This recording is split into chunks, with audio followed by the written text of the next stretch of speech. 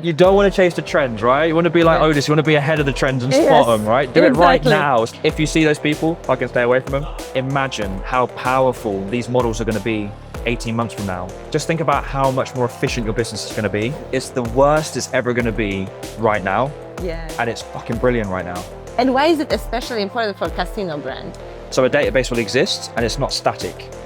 Okay. You can swap files, you can swap information, you can change the prompts, you can change anything that you need to change. So regulations, compliance become a big problem. With the right database, you control what links to what. If you don't control what you put into that RAG database, you're going to get a really terrible output, which could risk the brand. They break. Anything to do with Google is slow and laggy.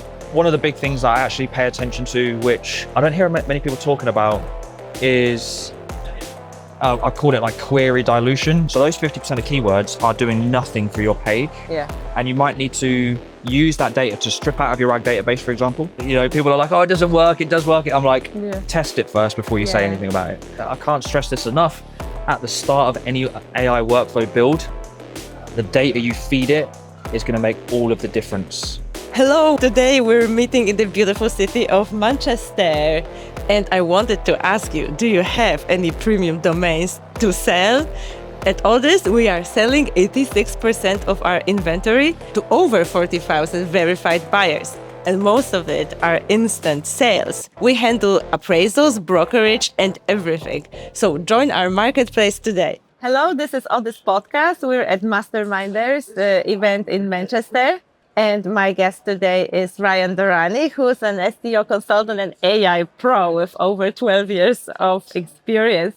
And we're talking today about vector and RAG setup for long-tail entity-first SEO. So Ryan, in one sentence, what's a vector keyword database? So a vector keyword database, think of it like this. Instead of just single keywords, you have words with context and associated meaning.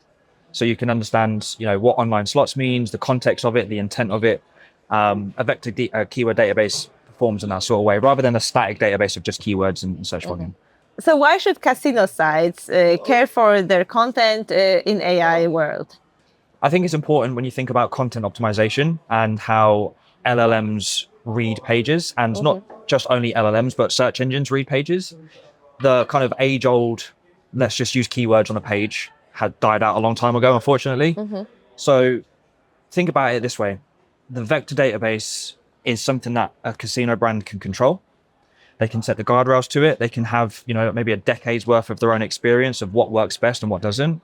And they become less reliant on just like third-party SEO tools to give them like what the database means, what the context is, the intent.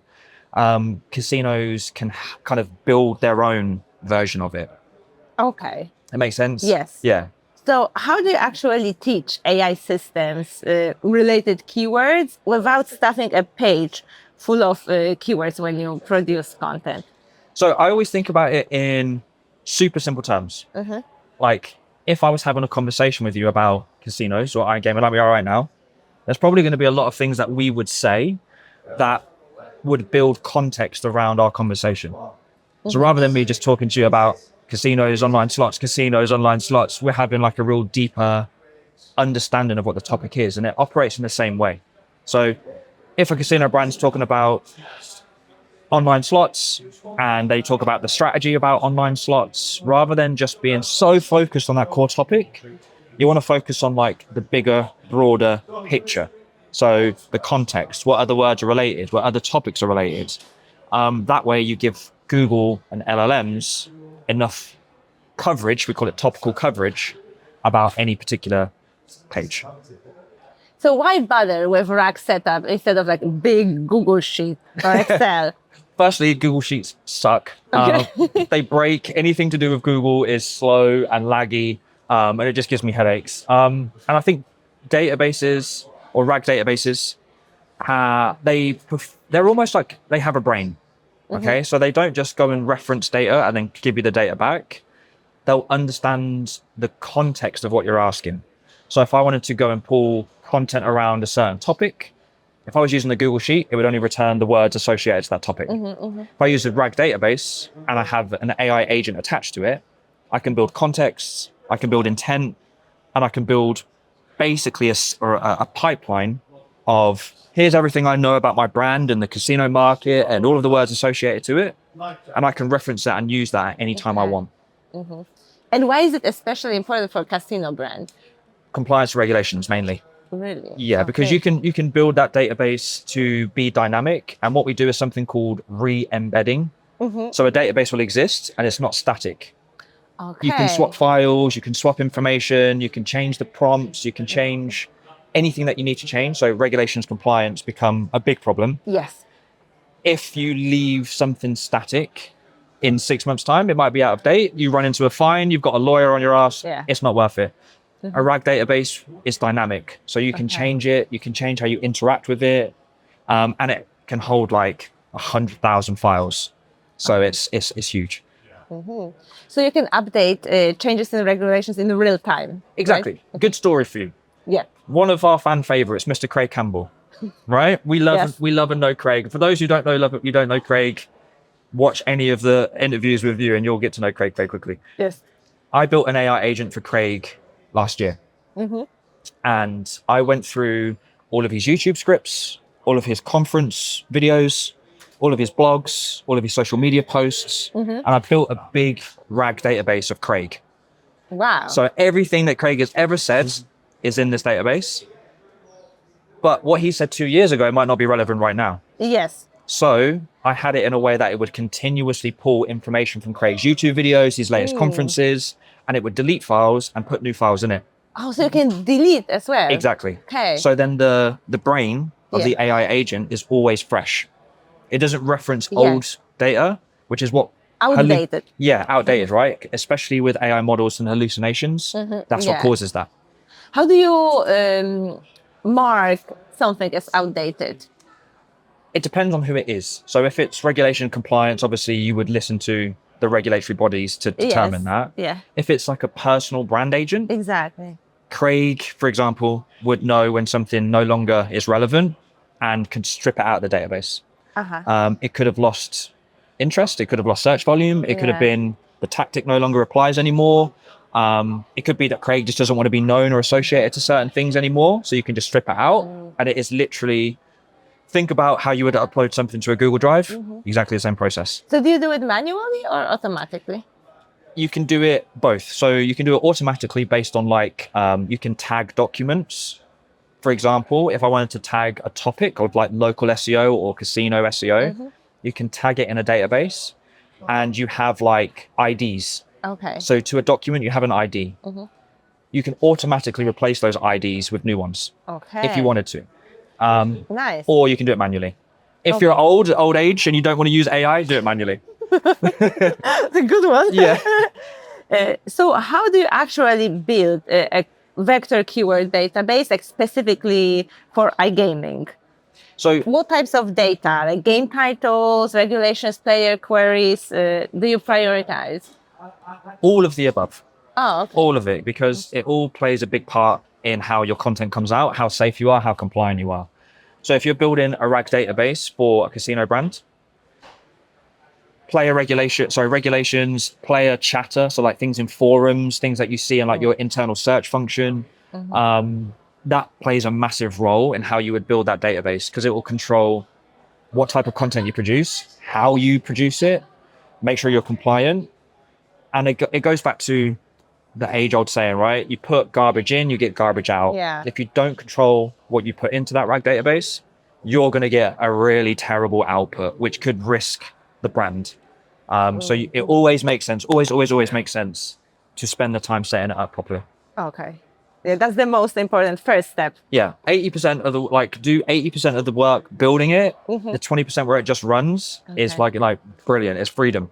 But if you spend the time up front, you don't have to worry about that later down the line. Yeah, it's much easier to put that time than at the beginning rather than fix, right? 100%. Like, I don't want to be fixing things and fucking troubleshooting. I'm like, it's a mess. I'm too old for that. And I get stressed too quickly. And I'm like, I'd rather just fix it now and then not worry about it later. So what sources, like Search Console queries, affiliate network data, forum chatter do you feed into your initial RAG database?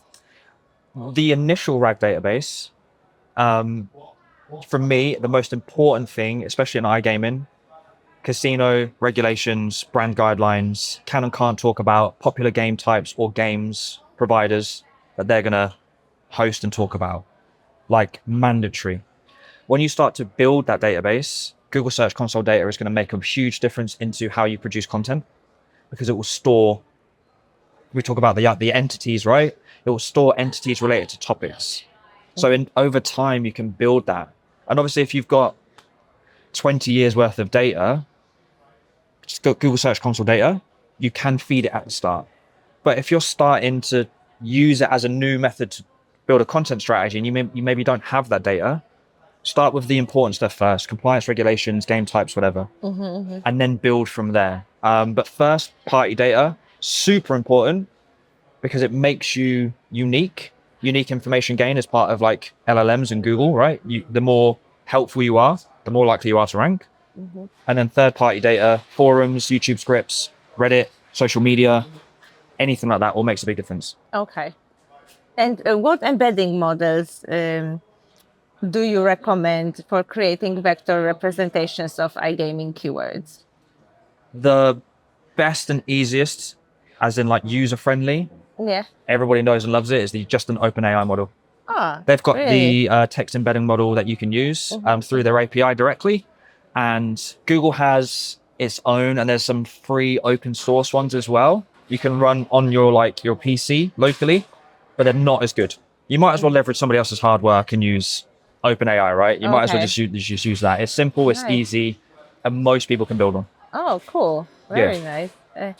And how do you use RAG to identify target long modifiers that align with user intent in competitive iGaming markets like slots or sports betting?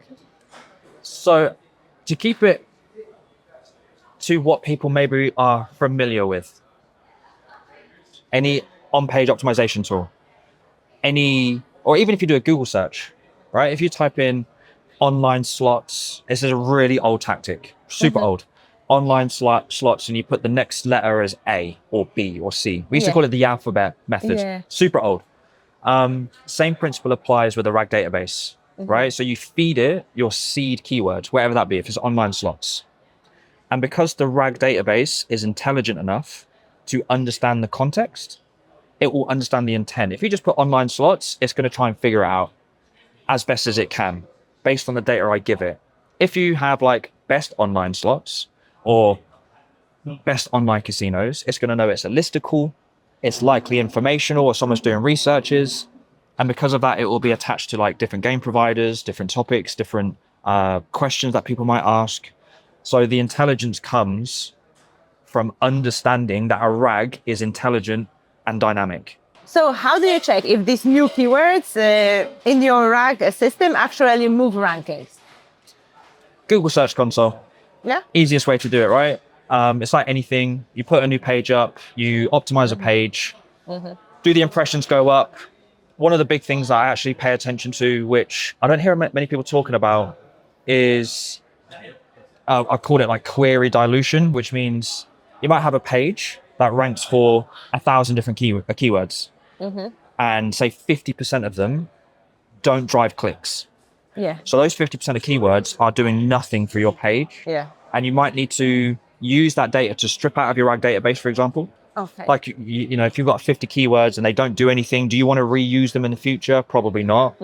Strip them out. And I'd also then use that for things like, it's not a real word, but de-optimization. Sometimes you can push it way too far and you'll get very quickly spikes in traffic, spikes in impressions. And if it comes crumbling back down, it means you're not relevant for the query. Yeah. So we'll use that data the same way any SEO would. Is it performing? Is it generating impressions? Does it generate clicks? And what do those clicks do? You take that data and you just go, right, what do I need to kill? What do I keep? And then I drive my content strategy forward from now. Yeah, exactly. I wanted to ask, is there a danger of over-optimization with that method? I think there definitely can be. Okay. I think people take the word entity too far. and they use it as like I'm going to talk about this one thing 1,000 times on my page. I'm going to put it in every header, page title. It's going to be every anchor text, and they push it too far.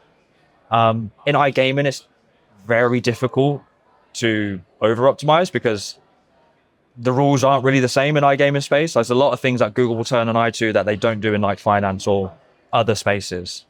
So you can over optimize, but if you do that, if you over optimize with entities, you shouldn't be doing SEO.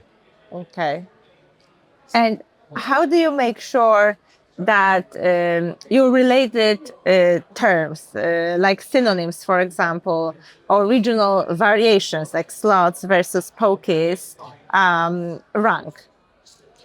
Same principle. It's how you set it up, right? It's taking that keyword, your domain knowledge of the topic, the games, the different geos that you operate in, the different markets, and you feed that into your database up front. Obviously, you can still use normal SEO tools if you want to, for sure. Like I wouldn't kill them off. Okay. It's definitely worth having as almost like a backup safety net, like to see if your AI model is picking up what these really expensive tools are picking up. And if you are, chances are you've got a pretty good thing going. Okay. Cut your costs, which is always a fucking good thing. You're never going to complain about saving money.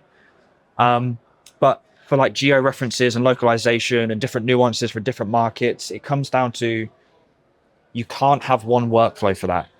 You have to have multiple workflows, multiple databases. So the individual nuance of the market isn't mixed up, like the US market isn't mixed up with Vietnam, and the Philippine market isn't mixed up with Germany. Okay. Because the AI agent, as good as they are, they're not that good. You have to separate everything out. Okay, I see. And can gambling brands use entity-driven content for off-site content? I would recommend it. Reason being, Why? I can't say who, for obvious reasons, but I work with a brand right now, and we've introduced this workflow, casino space. I won't say which market, casino brand, and they are traditionally PBNs, guest posts, the whole mixed PR blasts, everything that you would expect from a casino brand. And with AI overviews being such a big thing right now, and seed sites being a big thing right now, and how quickly you can get in the AI overviews, using entity-driven content, which people might argue with me about it or not. Like, people are like, oh, it doesn't work. It does work. I'm like, test it first before you say anything about it. Using this structure for your guest posts, your press releases, if you can on like your niche edits, which you probably can't, what that does is it creates this big network of like the brand with the topic and the associated context of each one. So if you did it on 1,000 different websites, imagine how much context the web would have about you in this format, in a clear, easy to understand, no fluff, no bullshit. This is who we are, this is what we do, and these are the markets we operate in. Clear cut answer. And it becomes like, there's no more guesswork. It's easy. Entities are easy. They don't really change that often. Does that make sense? Yeah. Yes, that makes sense. So how do you make sure that RAG generated content complies with different regulations? And it's different workflows, different routers. So again, like UK market will have different regulations to the German market. Yes. So workflows are split out for the market, and you set it up at the start. I can't stress this enough. At the start of any AI workflow build, the data you feed it is going to make all of the difference. And I would also say, we kind of spoke about this before, but like if you have a native speaking editor, for example, who can understand the nuances of the market, it's going to go a long way as well. Okay. So that's how I would think about it. Okay. And can you use RAG to strengthen topical authority, like for iGaming entities, for example? 100%. Because we think about topical authority, right? It's how deep you can go on a topic and how wide you can go on it at the same time. Yes.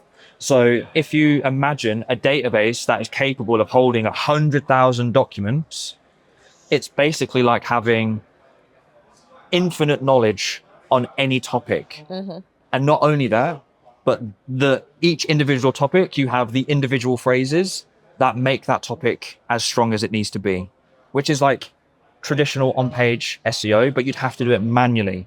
Run this keyword, see what keywords rank for it, see what terms I need to speak about, write the piece of content. Then I need to think about 100 other pages I've got to go write. Exact same process, but now you can speed everything up. And not only that, but the RAG database is able to identify internal link opportunities based on like the entities and how they're connected. So it allows you scale and speed. Awesome, yeah. And can you actually use RAG database for internal linking? Absolutely, yeah. Because again, it's entity driven. There's tools out there on the market like InLinks and Link Whisper, which try to do the same thing, where you can kind of say, find pages that talk about this thing, and if they do, link to it. The only problem with that is it's not controlled by you. It's controlled by the software. So you can't really dictate what it adds, and sometimes it will dilute topical authority really badly. It can be a pain in the arse to fix. With the RAG database, you control what links to what, and the entities, what they're associated to. Yeah. So up front, you can kind of say these 5 pages to link to these 10 pages, and they should link to these 15 pages from a place where it's driven from a knowledge graph, right? It's driven from machines. So I would do it that way rather than using like plugins and shit like that. Can that help with impacting nav boost? Yeah, because nav boost is driven by like the number of long clicks, right? It's how long do people interact with the page? What did they come to the site? Did they leave straight away? Did they like dwell time and actions they took on the page? So if you think about it, if I go to do best online slots, and then I'm like, actually, I don't have any slot strategies. And I think about, what's the best for like payouts? And then what's this and what's that? Using this strategy, you're able to predict what their next question might be, and also what the previous question might be. So that means somebody who would only typically click on one page might now click on 10. Okay. And that's going to influence how NavBoost interprets your data, because it's 13 months worth of data. Okay. So if you're able to construct it in a way where all of your clicks are good clicks, as much as you can, NavBoost is going to be in your favor. Can you optimize across channels instant boost signals? Like viral traffic and diversification of traffic. Yeah, like for example, like you can feed like vector and RAG outputs into email newsletters or like push notifications, social snippets. 100%. Like any SEO worth their salt over the last decade, they never just rely on one source of traffic. Never. If you're like, my entire business is driven by Google and that's all I've got, if Google decides that you're shit one day and they pull the plug on you, you're in trouble. So I've always looked at it from, where do I get the traffic from? Where do my audience hang out? So if I can get traffic from social media, it might be a Reddit forum. It could be a call and answer. It could be a Twitter feed, or X, whatever, they changed it, X now. The important thing is that you can take a blog post. Our blog post can be chunked into 5 different LinkedIn posts. Can also be chunked into a transcription for a video. That can also be then converted into a newsletter. So what was typically a 10-person job is now one workflow. Yes, so true. And are there any risks or challenges, like for example, AI hallucinations or data quality issues that you should watch out when using RAG database? When you use a RAG database, no, unless you fed it the wrong information. The thing that will catch you out, and it catches people out all the time, is how you prompt your agent. So the RAG database is just files and information. How the agent interacts with it is the problem. So you could instruct it to do something, and if you're not super clear about what you want, it will interpret what it thinks is the right thing to do. And it could pull the wrong file, it could pull the wrong information, it can pull the wrong compliance for the wrong market. So the RAG database is your safety net. Get that set up. And that's when we talk about like the testing period, right? You need 5 to 7 days to see what it pulls. Is it consistent? Because the agent is the problem, not the RAG database. You do anything on OpenAI right now, it will hallucinate to shit and make things up. It will say like, I'm a painter or something like that. The RAG database controls that. that narrative. Yeah. How do you see the future of RAG databases develop? I think they're going to become more and more important for not just iGaming brands, but the entire space in general. Because models are becoming better. Like, just think about how terrible ChatGPT was 2 years ago. Yes. Fucking no one could use it. It was terrible. It's like, oh my God, this is okay. It's cool, but it's not cool. And it's the worst it's ever going to be right now. Yeah. And it's fucking brilliant right now. So if you imagine how powerful these models are going to be 18 months from now, and it's got a brain that is based on your business, just think about how much more efficient your business is going to be. Yeah. The cost savings, money you're going to make, your ability to rank in AI search. I don't think it's going to be a choice moving forward. I think any brand in iGaming that wants to protect themselves, de-risk their business, de-risk this entire process, the RAG database is the kind of like the god of how that happens. So this is the time to actually start working on it, right? Because in 18 months, you're going to be behind. You'll be too late. We're early right now. We're super early right now. There's only I've consulted with a number of brands, and it's still very early. Okay. People are kind of like, do I do it? Do I not do it? Is it going to like hurt me, or is it going to be good for me? And it depends who you speak to. You might speak to somebody who is a grifter, and like they're like, oh my God, AI is so cool, and I'm going to sell you it with no experience whatsoever. Okay. If you see those people, I can stay away from them. But if you do it now, it's your moat. Okay. Protects you from the future of what AI models might look like. So do it now. You don't want to chase the trend. You don't want to chase the trends, right? You want to be like Odys. You want to be ahead of the trends and spot them, right? Do it right now. Stop waiting. Stop being lazy. Yes, and you can actually see the trends at Odys Trends released every Wednesday. Every Wednesday. Check it out. Check it out. Yes. Thank you so much, Ryan, for sharing again with us. And check out Ryan's profile on LinkedIn. Follow him, follow me, contact us if you want more information. And watch out for more episodes like that. Thank you. Thank you.